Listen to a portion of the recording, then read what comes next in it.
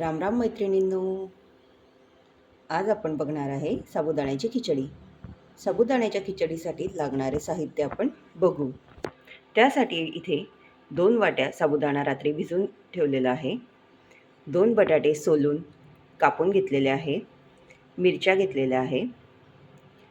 तेल, जिरे, शेंगदाण्याचे कूट केलेले आहे. शेंगदाणे भाजून घेतलेले आहे आणि त्याचे कूट करून घेतलेले आहे. आता आपण साबुदाणा एका मोठ्या पातेल्यामध्ये काढलेला आहे. त्यामध्ये आपण चवीप्रमाणे मीठ घालणार आहे. त्यामध्ये शेंगदाण्याचे कूट घालू.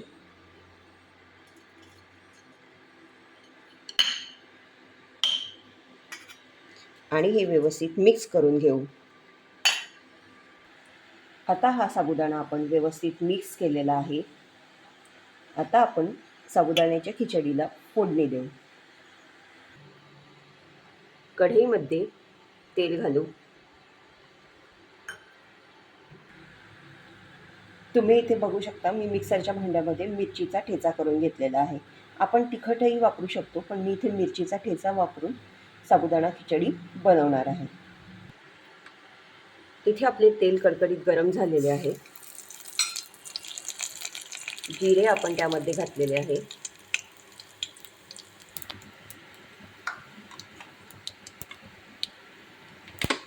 त्यामध्ये आपण चिरलेला बटाटा घालणार आहे.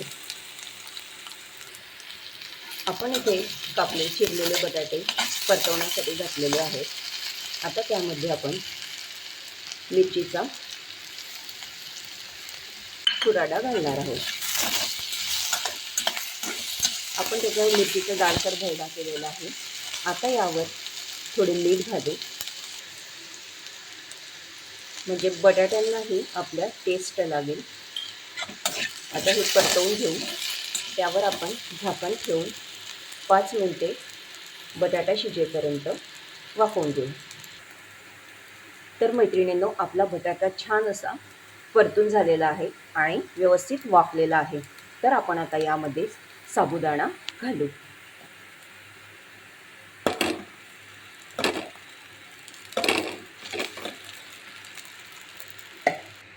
आता आपण साबुदाण्यावर झाकण ठेवून वाफवून घेऊ.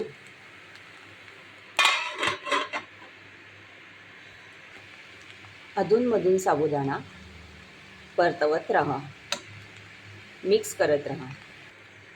आपला मऊसूत साबुदाणा तयार झालेला आहे. तर मैत्रिणींनो, आजचा आपला साबुदाणा रेसिपी तुम्हाला कशी वाटली नक्की सांगा. कारण आपण इथे तिखटाच्या ऐवजी किंवा हिरव्या मिरचींचे काप न करता आपण इथे हिरव्या मिरचीचा ठेचा वापरलेला आहे. त्यामुळे साबुदाण्याला एक वेगळी चव येते. कारण आपण नेहमी तिखटाचा किंवा मिरच्यांच्या कापचाच साबुदाणा बनवतो. तर आजची रेसिपी तुम्हाला आवडली असेल तर मला कमेंट करून नक्की सांगा.